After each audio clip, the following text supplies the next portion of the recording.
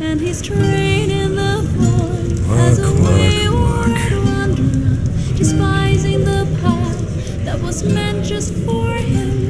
Yet the dreams that he sought in the deep red afterglow were as distant as ever before. Another exhausted soul. Enderal is kind of like Skyrim, but with a story. Developed by the German indie team Sure AI, it's the biggest mod for the game, a very high-effort project. You should play it. The mod is mostly known for its engrossing main quest, but it's not by any means its only virtue. You know, it's interesting that different RPGs have different levels of sensitivity to spoilers. Take the classic Fallout, for example. It's certainly fun to explore the game blind, but do you think there is a single person on this blue earth who refused to play Fallout because they were spoiled about the Master or the Enclave or whatever? On the other hand, there are millions of people who never played Fallout because they can't get into Fallout. They don't know how to enjoy it, how to take command of its systems in order to tell a story. Morrowind is an extreme example of this. The game is not only unharmed by spoilers, it's massively improved by them. In order to get immersed in Morrowind, one needs to internalize a ridiculous amount of information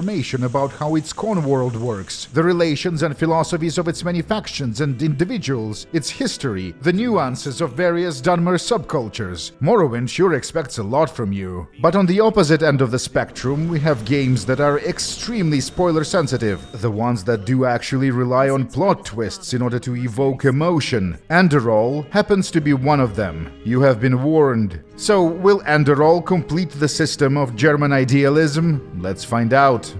This is the story of someone who wanted to be free.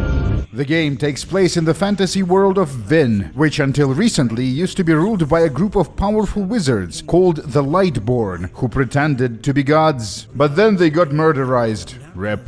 We are a refugee, a stowaway from the continent of Nerim, arriving to Enderal by boat. A mysterious veiled woman says a bunch of cryptic shit and then paralyzes us with a spell. Keep an eye on her, she's an important character. We are discovered and thrown overboard.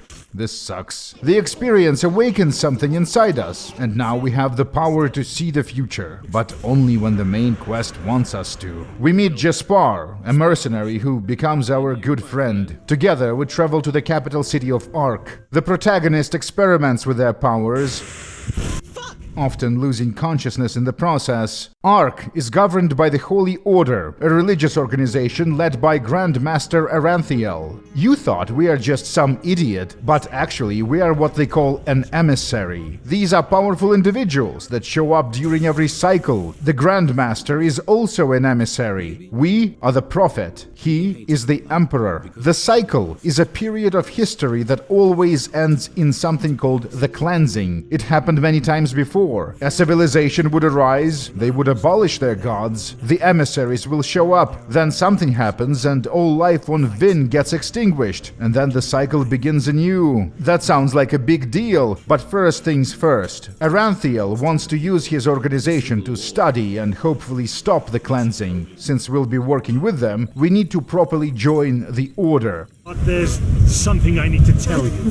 The rumors concerning the deaths of the Lightborn, they're true. What? Our initiation is about to begin. Novices study for years before they are allowed to go through the ritual. But due to our supernatural privilege, we are only required to take the final exam, and that's it. But like I said, the ability to see the future only works when the main quest needs it. In normal non-main quest gameplay, it's used to explain why our character can rapidly learn any skill. Who cares? He's probably just a traveler. The purpose of this little sequence is to remind us of a phenomenon called the Red Madness. It's a condition when a person goes insane and becomes violent, as if possessed by something. It started affecting the denizens of Enderal after the gods were killed. See these glowing red eyes? There is a possible connection between the Red Madness and the cleansing, the ritual site. This is kind of funny. The Order, the organization we're joining, was founded by a local god to protect and serve him. The gods are dead. They fell 2 winters ago beneath the sword of an unknown traveler. Yeah, some dude killed them. The protagonist of Nerim, the previous game, wasn't even a prophet or anything. Literally just some guy. The trial will test the fortitude of our spirit. We drink the special potion and lose consciousness for the 10th time. The prophet just can't stay awake. I know I'm not real. At least not according to your definition of the word. But then again, what is reality anyway? A dream dimension of some sort. If I told you that you and your friend Sirius actually lie dead at the bottom of the sea. Spooky stuff. Our new companion keeps suggesting we should return to the cell, rather transparently signaling that he is almost certainly a bad guy in charge of all this. Well. So you figured it out? We wake up in what seems to be the Order HQ back in the capital city of Ark. Or maybe we haven't woken up yet. You're pathetic, you know that? Simply pathetic. I said you are pathetic. At first, we believed it would be more exciting this time. So this is the enemy behind the cycle. They are called High Ones. We've been briefed on them. And you, Prophet, you are the biggest joke of all. Isn't this strange how anthropomorphized these things are? I assumed the cleansing was the work of an incomprehensible alien force, but these dudes talk like they're undercity sanitation workers. We wake up for real. I suppose mutual congratulations are in order. We made it. We passed the trial. Kalia is a companion character and a possible romantic interest, the other one being Jaspar. Both of us successfully went through the initiation. Kalia shows us around. It looks like the temple compound in Ark will be our main base for much of the main quest. Hey, a world map. We are here. The previous game took place here, and the one before that right here, but the continent wasn't destroyed back then. This is the day when my old me dies away. For today I receive the sigil. Now that we are officially a member of the Order, the blacksmith issues us a uniformed armor of our choice. Our friend Lishari invites us for a drink. And you know what? No matter how much chaos the death of the gods caused, I don't regret being a part of it, not in the least. It was the right thing to do. She has a lot of personal problems with religion. Lishari is from Nerim. Everyone there is like this. Travel the memories of a dead Pyrean? I'd do that for free. And here is another old friend. You see that crystal-y looking thing behind them? Inside there is a Pyrean, a member of the previous civilization wiped out by the cleansing. The frozen man is very much dead, but that's fine. There is an artifact called the Word of the Dead that allows us to study the memories of the deceased. The artifact is in the possession of an enigmatic being called the Aged Man, a collector of curiosities who lives here in Enderal. A mysterious person. He's been around, seemingly forever. Malphas, the former god of Enderal, explicitly told the Order not to bother the Aged Man. Nobody knows why. You know, when talking about this game as an RPG, we can debate if its techniques work or not, but as a product, Enderal is phenomenal. It's essentially a AA game with a seamlessly integrated expansion-sized DLC, all completely free for SKYRIM havers, which is most people. That is the art the Aged Man creates, a wooden carving of a person staring at glowing mushrooms. The servant was waiting next to the gates of the manor, at night, in the rain. That's not weird at all. Okay, that sounds good. Today we wouldn't have made it back to Ark anyway. Jaspar awkwardly tries to make small talk. Master Gages always says art is unique because it allows us to see what our mind doesn't want us to see. The owner of the manor plays music at night. He won't be able to see us until morning. We are shown the guest quarters. And apparently, in a dream, one can exist free from time. There is nothing to do but wait. And here is the music. The owner is busy. We should search the house. These standing statues all look the same, and they have the same name. They will burn. This is called No Compromise. This is White Light Will Shine Within Your Eyes. Dreams. The study is a puzzle room. We touch the books in the correct order, pull the chain, and then... That sounds good. Hey! A body in a sarcophagus chained to the ceiling. Whoever is inside is still alive. The elevator mechanism takes us further into the depths of whatever this place actually is. The chest is the word of the dead. We teleport the frozen Pyrean to the artifact. Now we will study his memories. He betrayed us. They're all dead. Looks like some sort of political drama happened right before the cleansing. Hey, they were also in conflict with these Vatir creatures during their era. The Elder Scroll-looking thing is the document we were sent here to read. The house is attacked by bad guys. The person who eventually kills us in a scripted scene uses ice magic. I suppose this is the reason the body is well preserved. So, I hope you slept well? The servant is obviously the owner of the place. Our character is standing with his eyes closed. He is super chill. Even better, you're one of the emissaries who can hear the echo of the future. But still, you never asked yourself why. An intriguing question. Master Aranthiel told us that the same types of emissaries appear during every cycle. They would have the same roles, and sometimes they would even say the same lines. The emissaries were created by some kind of a mechanism for a specific function. Now, forgive me. The aged man teleports us outside. The manor is gone. The statues are gone. Jaspar is here, as is the word of the dead. For some reason, Gaius wants us to have it. From the mind of the Pyrean, we recovered the incantation necessary to activate this thing. Abracadabra. The shards will be given to guards and the order officers. They will protect us against the red madness. Then do it, for fuck's sake.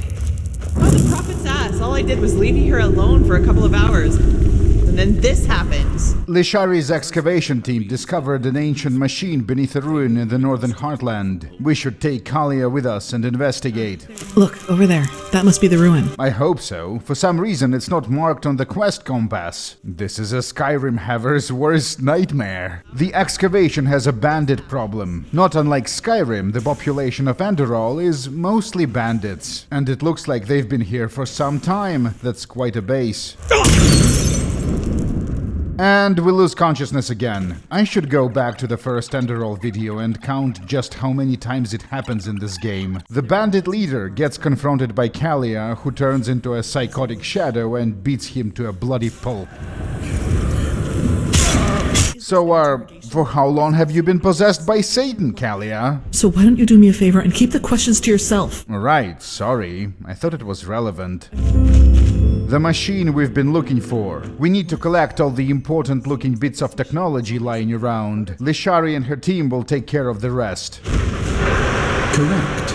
Nothing else possesses that much raw, magical power. Some sort of a power source? It works in a way we have not even come close to comprehending. Like a cosmic force. I swear I heard another character use the same words before. A rotating Dwemer thing. All this energy, it's useless without the Numinos. The Grandmaster wants to repair the machine. This will be quite a challenge, seeing as we don't know how it works or what it does. We catch Kalia outside and have a conversation about her being possessed by a Super Satan. I don't discriminate against possessed folks, but it's understandable she wants to keep this a secret from the Order. We meet our friend Jaspar at a guard tower not far from Ark. We smoke tobacco and gossip about our exes. Yesterday, we received word from one of our outposts in Duneville. One of the fishermen there saw warships anchoring on an island some miles from shore, and they bear the Nerimese flag. The Nerimese have invaded Enderal. Nerim is our former home. There was a civil war, and the winners want to export their atheistic revolution outside of Nerim's borders. Aranthiel wants us to spy on their war camp, but getting to the island where the Nerimese set up their base of operations will be a challenge. Blasted blistering blazes! What the heck took you so long? Welcome to the abandoned settlement of Fogville. There is little to see. In a safe underneath one of the houses, there is this thing, a sigil stone. The stone is a key that supposedly opens the doors of the Pyrean temple deep in the Crystal Forest. The temple is special in two ways. Firespark explains that Pyreans had this exotic technology, a way of transferring a human soul and consciousness into an object, like in Pillars of Eternity, except shitty and it barely works. The sphere key thing activates a light bridge. You know, we could have just used a ladder. So the temple hosts a Pyrean consciousness. You can say it's alive. The second reason the temple is special is because somewhere underneath there is an ancient Pyrean train, like a metro. Maybe it can take us to the Neremese occupied island. The puzzle room makes us split up. That's fine, Firespark is a dick. The Sure AI dudes are extremely fond of creating enclosed spaces that are illuminated by glowing crystals. Nerim had many environments like this. Here is Jaspar. Firespark is nowhere to be seen. He went ahead of us, it looks like. What the heck? Zuvan, Fanara, Master Firespark. Gorilla. Firespark was driven insane by communicating with the temple's mind, which is almost certainly also insane after it witnessed its entire civilization exterminated via the cleansing. But it is interesting that it still exists. I suppose that's one way to cheat the High Ones. One day, you will understand that. You too, fleshless one. He attacks us. We bury the body. Feels like the right thing to do since Firespark was the one who helped us understand our abilities in the beginning of the game. But we have to go on. Wait, this is our body. And this is our friend Sirius. We traveled to Enderal together as stowaways, but we were discovered. Why did Firespark call us fleshless? What does that mean? What kind of fuckery is this? The train, intact but not powered, will fix that. I love everything about this. Magic isn't like technology. It is technology as per definition. Ta-da! Yes, I'm amazing. I know that. It is to be expected that in the initial stages, magic will be used for primarily military purposes, generating lightning from your fingertips and all that. But eventually it will also be used to improve the material conditions, to build power plants, to construct machines. The station. It's very quiet. A jungle biome. We are somewhere to the south of the continent. You can't get here via the world map. From the game mechanics point of view, this is an interior. The people near the campfire are Neremese soldiers, and they wear Neremese clothing, similar to what we used to wear in the previous game. Near the ancient shrine, we are granted a surprise audience with the High Ones. We can ask a bunch of questions about the game's characters and their motivations. The High Ones will claim that we are the only true emissary, while Tilor and the person in charge of the Neremese army are both deluded. I think the bear is lying. Now! When the conversation is concluded, we receive a blow to the head and lose consciousness. Again, if you are playing the Enderal drinking game, then I am so sorry. They got Jaspar as well. This man, Tianor Korak, makes his people search our belongings and they find the magical surveillance device we were supposed to install in their camp. They use it to contact the Grandmaster. I know that you are there and that you can hear me, so why don't we just stop playing games? Haven't you had enough war by now? After 2 decades? The Neremese know about the cycle and the High Ones, except they seem to think that this is all a good idea, that the cleansing would elevate them to a higher state of being. Stop building the beacon, says Korak, or there will be war. The rad madness only affects people whose minds are shackled by religion and superstition. It only affects the ones who are not ready for the ascension. And all because... This conversation is over. Bloody fool. Alma, prepare the attack. Korak will put us and Jaspar on a raft and leave our fate to chance. We lose consciousness again. Drink. Looks like we're back in the dream. Let's go see our creepy dad. The horses are still here. How are you doing, silly? Still on the search? Burned skin and the face. Time sure works differently in dreams. Our mom and sister. But I suppose what we dead people do doesn't concern you now, does it, my child? Honestly, no. This is supposed to be an exploration of our character's childhood trauma, but I'm having trouble relating to any of this. Dad talks too much. play with you. So I take it the dream was hijacked by the High Ones who are using it to emotionally manipulate us. Joke's on you, assholes. I feel nothing whatsoever. Stay with us! Stay with us! Stay with us! Stay with me. Hey, can you hear me? Wake up! We were rescued by a fisherwoman. The boat is heading to Duneville, a settlement in the southeastern part of Enderal, the one we haven't explored yet. The Order doesn't stand a chance against the battle-hardened army of Nerim. We should get to the temple as soon as possible. Have you heard about the High Elves? Welcome to Duneville, a settlement inside a cavern that offers protection from the sandstorms. In some ways, it's kind of similar to New Camp from Gothic. The tavern. His name, the ancient man in his abode on a solitary. Tons of side quests. Aesthetically, it's perhaps the most unique and memorable town in Enderal, and that is the reason why it had to be built in a cave. The Powder Desert has its own selection of hostile critters. It's extremely cool to see this sort of environment in the SKYRIM engine. As we travel north, the desert biome changes into a jungle, and the creatures here are different as well. Even though the main story is considered to be the heart of the Enderal experience, I miss all the free adventuring, the side quests, diving into random dungeons and all that. But enough of this, we should be getting to Ark as soon as possible. Jaspar is already here. We tell the others about what happened. The Grandmaster is convinced that the machine we found, the beacon, is a weapon to be used against the High Ones. The idea is met with resistance. Kalia and Jaspar both have mutually exclusive romance plotlines. I'll go with Kalia in this playthrough. Jaspar is a better written character, however. Going by the fan art, a lot of people must have romanced him. Tilor, the Grandmaster, tells us about his background. I used to work at a WARCRIMES factory. See, during the time of the Lightborn, the Order was a multinational intercontinental organization, and the branch of the Order located on the continent of Kira was decadent, says Tilor. It was pathetic. So when the inevitable crisis happened, he had to take matters into his own hands. Mistakes were made, innocent lives were lost. Whatever, Tilor is boring. Lishari wanted to see us.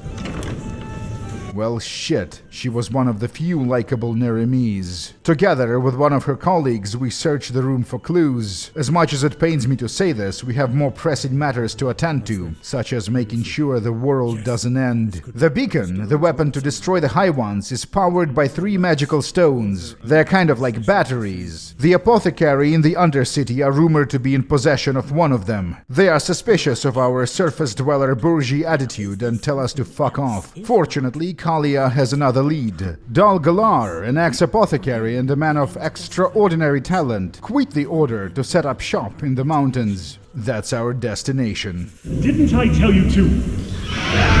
For the name of the sun!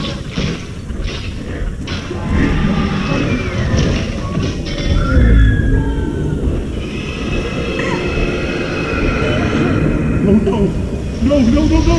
Please, no! Kalia is talking to the local hunters. Dal Galar regularly hired them to bring him dead game. Huge quantities of rabbits, deer. He probably has a lot of mercenaries. The invasion from Nerim affected the state of the world. We would sometimes encounter their patrols while traveling. Northwind. Once among the most important mining sources in the country. So this is the castle. It's enormous. We blow up the gate using barrels of black powder found in Northwind. Easy there, Kalia. This is not a good time to be turning into a Super Satan. The castle is abandoned. Frozen bodies. Interesting. Didn't the aged man use a similar technology? This is almost certainly the reason Dal Galar was hiring so many hunters. Dead animal parts are used in body preservation magic. A very cool book about various cultures of Vin. It is impossible to banish the barrier, correct? Yes, my son. And no one apart from us knows the letter. I see. Then I owe you my thanks. We should make a toast. Yes, I get it. He intends to poison the other guy. But this scene just keeps going and going. The best thing about Enderal is its writing. The worst thing about Enderal is its writing. It's all about Dal Galar's daughter. She wasn't sick, she was dead. The entire project, the castle, the experiments, they were designed to bring her back. Durual Ninto Jaronis. He who is patient always finds a way. We've been stalked by a band of foreign mercenaries. They disabled Kalia with mentalism-related sorcery. Our companion is in danger and we need to act fast. By the name of the sun!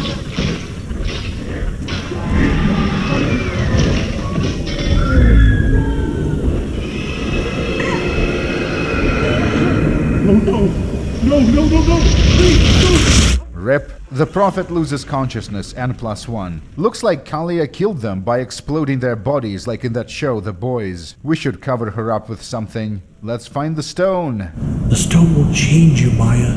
It will become a part of you. Oh fuck, I think I get it. Yeah. Maya, what's wrong?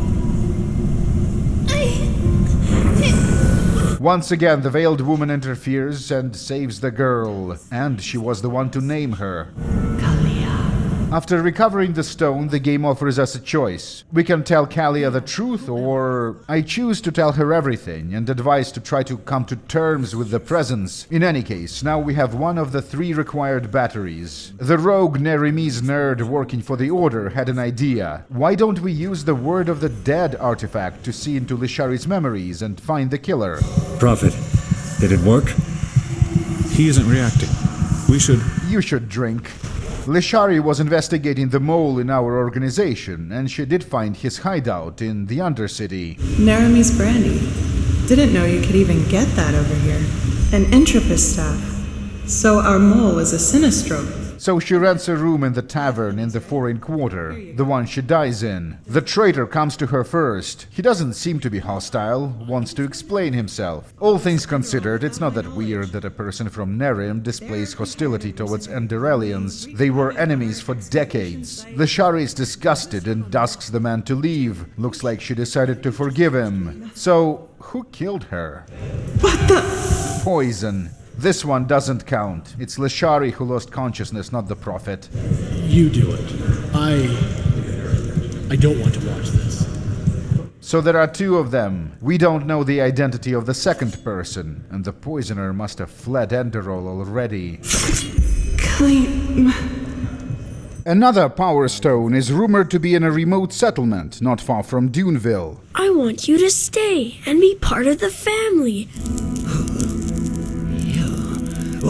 Greetings, Dunmer. Welcome to the flourishing village of Silvergrove. Everyone here is very cheerful, carefree. The reason this person looks just like our dad is because the Power Stones are extremely susceptible to being corrupted by the High Ones, so that's just them fucking with us. Everything in the village seems to revolve around this kid, Raineos. A change of pace. The idea is that you have to entertain the child. This is a series of mini-quests. You have to chase his dog, shoot a bow at a floating Dwemer sphere for his entertainment, catch butterflies. It's all nice and relaxing. As a concept, this quest is interesting, but every time the kid opens his mouth, the pace of everything slows down to a crawl. He talks and talks and talks, and it's all about nothing. And of course, the voice acting is not very good, and you can't help but think that this is not how young children actually talk in real life. But the kid is likable. He enjoys playing with us because we're seemingly not affected by the stone's powers. There is no village of Silvergrove. Raineos is actually a sick and deformed child. The villagers called him a freak and a demon, but with the stone's powers he was able to create his own perfect vision of himself and of the community. The kid will give us the stone, but this will cause the illusion to collapse. The real Silvergrove. And this is the real Raineos. Poor kid. We borrow a horse to help transport him back to Ark, to the Order Infirmary perhaps. But when I come back, the child is dead. There is no reason to stay here anymore. 2 out of 3. For years I murdered under the moniker of the Black Widow. Never was I brought to justice for my crimes, for I always knew how to outwit the law. The lost stone is rumored to be in possession of VAREK, Jaspar's family. But where the hell is he? Looks like he was investigating someone. Boreal Oakenvale hereby confess me sins. A voice-acted book, hell yeah. I abducted children from the Undercity. We can read much faster than this person narrates. A vigilante is murdering bad people and making them write voice-acted confessions. We find Jaspar back in Ark. He's upset about one of his exes again. He'll take us to their family estate. The quickest way of getting there is via my red flight to Duneville. The VAREKs have a huge fuck-off dungeon underneath their home, because of course they do. The vigilante turned out to be Jaspar's sister, who is in possession of one of the stones. He tries to make her come to her senses, but is ultimately unsuccessful. God damn, we should have acted sooner. Glowing red eyes. Yeah. Jaspar? He's dead. How unexpectedly death calls us to him. You said it. Who is the veiled woman anyway? This is the third time she directly interferes in our affairs. We know next to nothing about her. Is she a god? Not like the Lightborn, but an actual god? He is not happy about his sister being dead, but we had to do what we had to do. The lost stone is ours.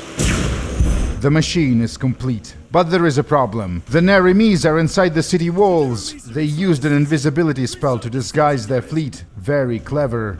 Sergeant Harlian. Who? Grandmaster Aranthiel. I understand it's probably a product of technical limitations, but I hate these pauses between replies. We are ridiculously over-leveled for this. After a lot of fighting, we managed to drive the Nerimes out of the city and seal the gates with these magical barriers. Some of our people were trapped on the other side. It's cool that Korak also has powerful henchmen duders helping him. And here he comes. Oh my, look at these poor fools, trusted you until the end. Every prisoner shall be crucified, he says. It's not the gods themselves, it's the religious thinking that is the root of all problems. And via the so-called cleansing, the High Ones will bring humanity to an elevated level of existence. The reason the Nerimes could arrive in Ark undetected is because one of the Order higher-ups betrayed us. The machine is powered up, but we are missing something. A crystal needs to be placed at its core. The Numinos, it's called. Otherwise, the beacon will blow up if we try to activate it. Jaspar is, having a normal one in an undercity brothel. His sister just died. He'll be fine, eventually. And delirious eyes, brittle voices And they say we are boring and have no culture. Sure we do. You're the one they call the prophet, aren't you? Congratulations on passing the trial. Thanks. It was a while ago. Let's go to bed in a full plate, cause that makes sense. We are back in the dream. The horses are still here and feeling fine. Sit down and let us listen to the silence. Dad was convinced that Mom was cheating on him, so he beat her up. Our sibling she was pregnant with was drowned. Hey, Saira, wake up. What's the matter?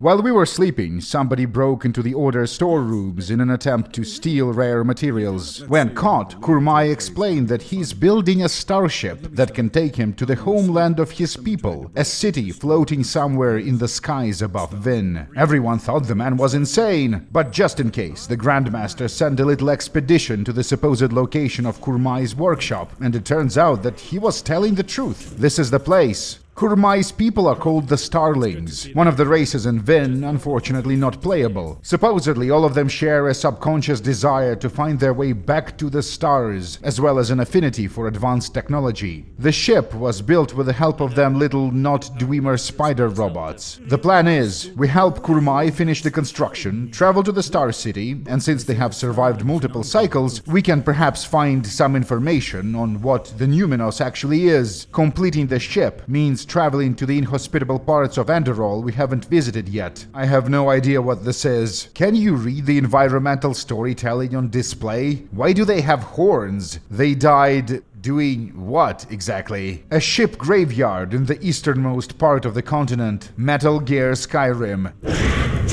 This is the last of whatever it was needed to finish fixing the starship. What do you think this place was? A soul gem factory, maybe? We are almost ready. The ship's name is Gertrude, by the way. The cabin is absolutely beautiful. Notice how they combine the Dwemer pieces with wooden elements. A unique look. Aranthiel won't be coming with us. One of the Order higher-ups will be in his stead. The ship works on autopilot. Nobody needs to be steering anything. This is incredible. Simply incredible.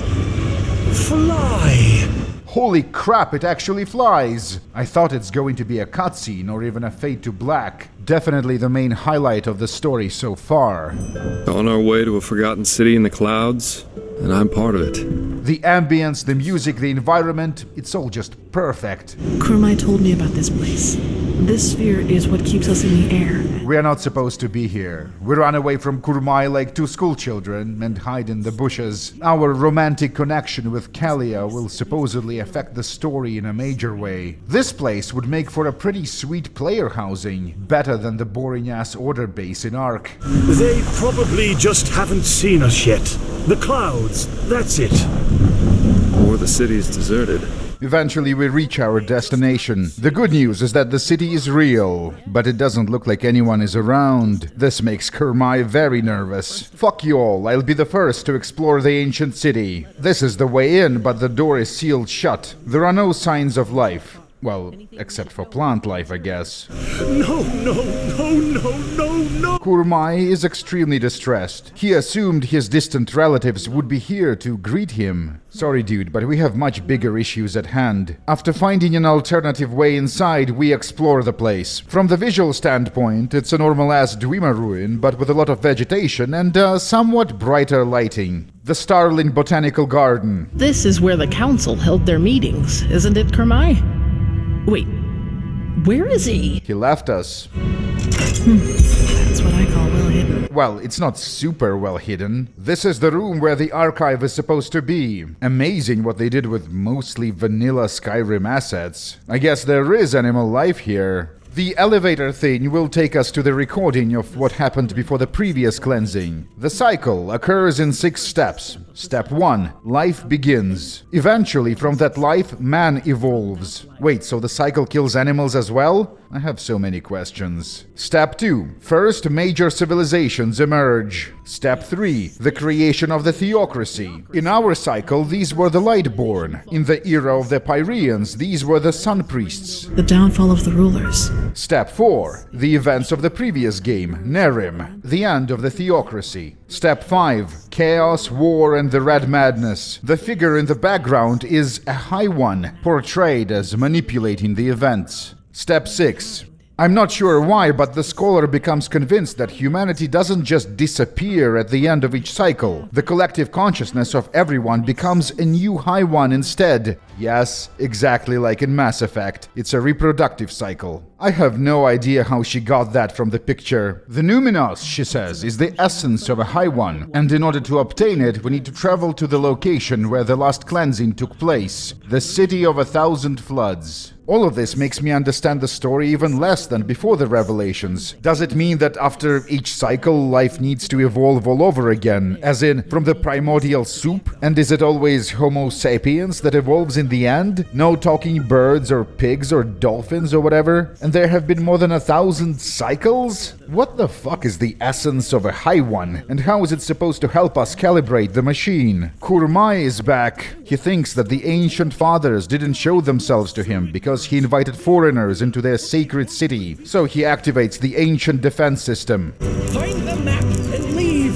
The defense system destroyed Gertrude. Jaspar was supposed to be inside. The rest of the level is essentially a Dwemer dungeon with more impressive set pieces. We find Jaspar, who survived by sheer luck and discovered an ancient Starling ventilation system, or whatever these utility corridors were for. The Dwemer mechanical dragon is the thing that shoots the fuck-off free space 2 laser beams. This room is both a Starling library and a place where the escape pods are stored. Convenient for us. We grab the old map that should lead us to the City of 1,000 Floods and bail. I sure hope this thing still works.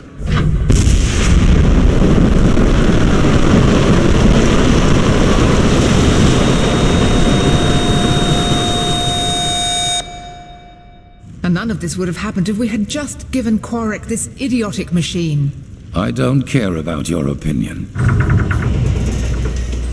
Looks like we're somewhere in the northwestern mountains. Whoever it was the player romanced, Kalia in our case, makes it out just fine. Jaspar is wounded. It's doubtful he will be of any help in finding the lost city. The main quest was tough on our boy. First, he dies, gets resurrected, then the ship explodes, and now the plane crash. We can use the Word of the Dead, the artifact left for us by the aged man, to access the memories of a High One and harvest its essence or whatever. Forgive my interruption, but having seen the Starling's murals, I would say it is. mankind ascends to become a High One. The murals didn't actually speak of any of this, but it's probably a technical limitation. The devs had limited resources. We'll just have to suspend our disbelief. Magistra Jaela, Keeper of the Third Sigil and Master of the Archives. That's the name of the woman who died in the Dwemer dragon attack. The morale is low. Saira, it's good to see you. So, are you ready? The battle for Hoover Dam is about to begin. Please make a separate save. We always thought that the Empire's capital, the City of a Thousand Floods, was situated somewhere near where Kira is today. It's actually right here, beneath us, beneath the Undercity. The Nerimes are inside the walls. We are running out of time. I wonder if the fast travel Myrads can be made to defend Dark. One of Aranthiel's lieutenants betrayed him. Again. The place we're currently in, the Order Stronghold, is the highest point of the city. It's quite defendable. But we only have a small handful of keepers. There is no way we are retaking the streets. It's over. The plan is to make a last stand, and when things get desperate, we'll just surrender. Aranthiel goes on about this for a while. And then, immediately after, he repeats the entire speech again in front of a slightly bigger crowd. These scenes don't really work, which is unfortunate because we're close to the climax of the story. The dudes seem to have liked the speech. This is it, our last adventure. So get this. I've always wondered why the Order tolerated the Undercity, the nest of crime located just below Ark. And it turns out it's all because they have a contingency plan in case the place gets dangerously destabilized. Those 3 water gates up there contain the Starling machinery which releases the poison gas. That's the contingency. Through this network of underground tunnels, they can gas the Undercity. Aranthiel hints that the system was used at least once before. The place is being attacked by the Nerimes. The local gangsters didn't stand a chance. It's a slaughter. These are Pyrean sewer tunnels. The City of a Thousand Floods must be nearby. As we approach our destination, the visions intensify. It seems in their final moments, the Pyreans were also fleeing from slaughter. It's so beautiful. And dangerous. He has betrayed us! Jakal opened the gates and now they're killing everyone! Just like us, they were betrayed. Just like us, they were trying to make their way to the temple. These statues are everywhere. It's what happens when a High One devours you. The aged man art.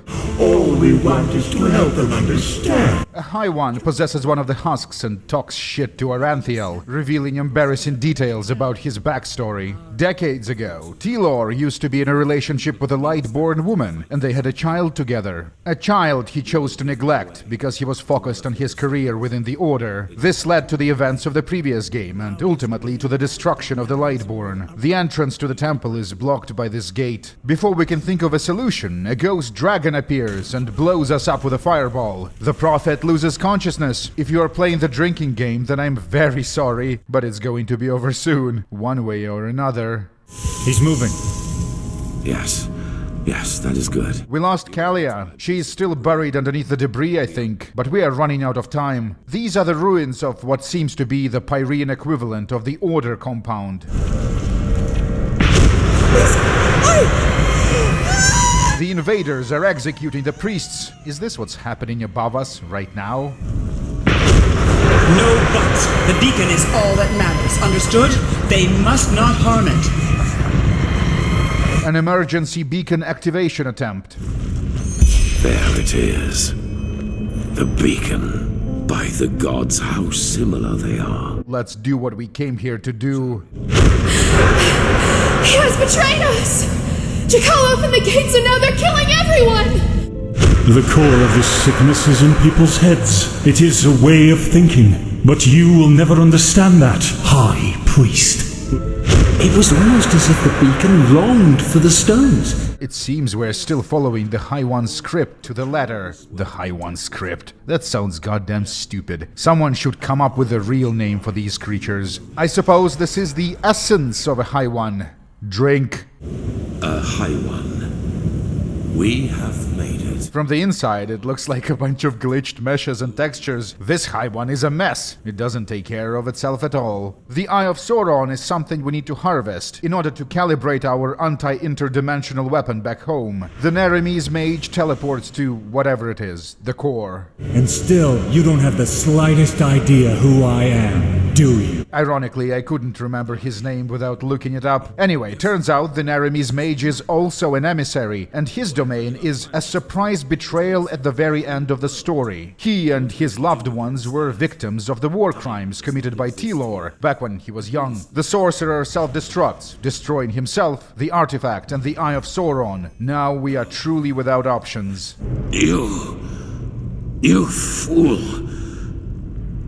Miserable, selfish fool! Without the Numinos, all the beacon is good for is being a giant bomb, says the High One. And that's fine. The Grand Master considers his options. He can still stop the cleansing by blowing up Enderal. But in your condition, you would just be a burden. Our body is beyond repair, it seems. We failed to break the cycle for ourselves, but perhaps there is still hope for others. Well, now what? I guess I'll die. It all begins with the dreams. Breathe. The Veiled Woman. This really is her story. There are various fan theories about what she is and the nature of her relationship with the High Ones, but she is basically a god. There is a theory that it was the defeat of the Avatar of Destiny in the previous game that enabled the Veiled Woman to finally interfere in the cycle. You've killed us! You've killed us all!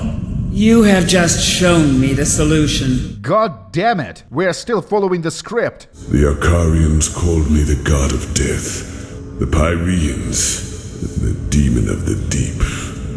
For your people I am, or the Black Guardian. I have no idea where we are or what we're supposed to be doing. Have you noticed that all stories in this engine just sort of gravitate towards giant robots? No, this is impossible. The Black Guardian remained here underground, locked inside the machine for 1,000 cycles. This is the first time someone managed to reach him. The Prophet dies when the Emperor leaves him. This is the course of the game.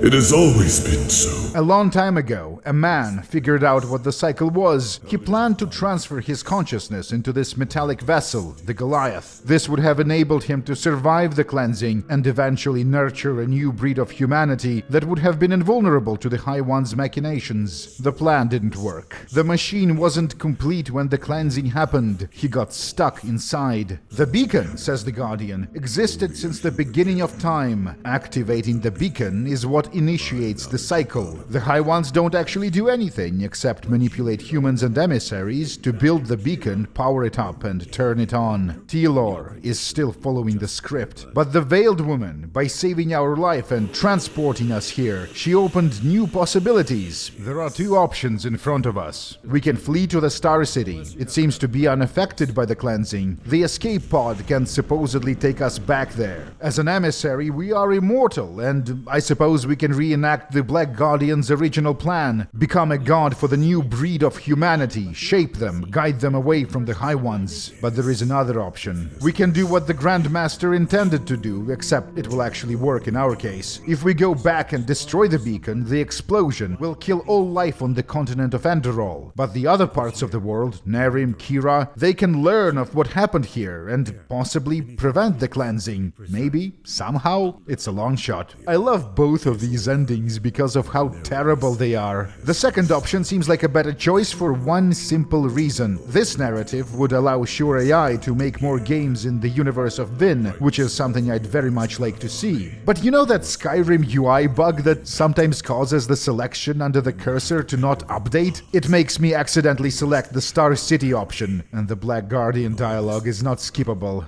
There is one more thing I need to ask of you, however. One final request. I want you to shut me down. I suppose I can do that. I'd rather not, but if he is suffering... Thank you.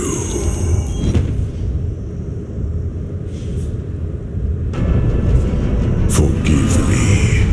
The two of us will now exchange places. The Black Guardian says he will eventually come back and free us after he saved humanity from the cleansing. Over here, Sayer. We are rescued by Kalia. I'm guessing she was transported here by the Veiled Woman. But if you want to play games, fine! I have had enough time to practice! The Black Guardian is the end boss of Enderal, and he's pathetically easy, although that might be because we are massively overleveled. You need to blow up these 2 generators, and that's it. An unfortunate turn of events, a very intriguing character. I wish the subsequent Vin games would have featured him. Kalia mercifully provides us with an opportunity to change our mind. We'll destroy the beacon. She should be safe here underground. Perhaps she'll be able to travel to Kira and warn everyone. You won't be forgotten. I promise. Let's enjoy this animation for one last time.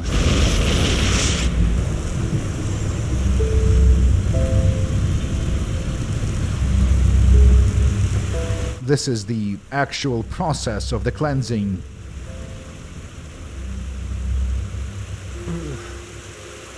Korek. Let's do this.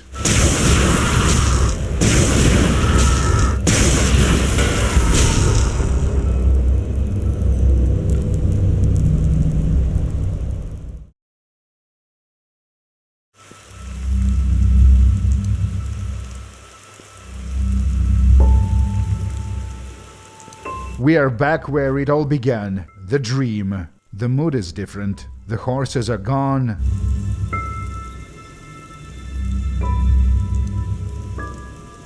There are 4 graves, ours, Dad's, Mom's, and our sister's. A great philosopher once said that every change begins with a moment of lucidity.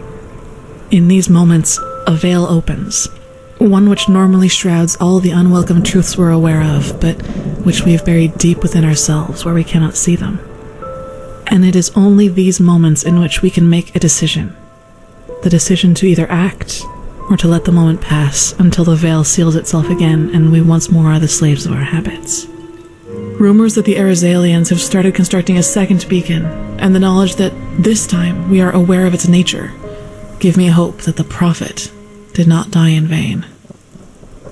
That was Enderal. I have 2 big takeaways, one related to production and one to the story. First, it's not the writing that made these scenes not work. It's a combination of things that are mostly related to audio production. Enderal is fully voice acted in 2 languages, and being a small indie team, Shure AI almost certainly had to do all the recording remotely. People seem to talk slower than usual when it's a microphone they're speaking to, not a real person. Everyone in Enderal talks very slowly with long pauses between words. This is further exacerbated by unnaturally long pauses between replies, possibly an engine idiosyncrasy, and then made even worse by the text in general lacking concision. Individually, these faults might have been tolerable, but together they utterly destroy whatever emotion these scenes were supposed to communicate. The second point, the game repeatedly tries to sell us the idea that the High Ones manipulatively advance their plan by taking advantage of human nature, but as shown in gameplay, this is very clearly false. There is little human about the emissaries. They are essentially biological robots programmed to do specific things at specific times, and even the outcomes of their actions, at least in some instances, appear to be pre-programmed as well. Like the Prophet is designed to die at the end of the Eye of Sauron sequence. It's the actions of these programmable robots, not human actions, that are in fact the High One's primary tool.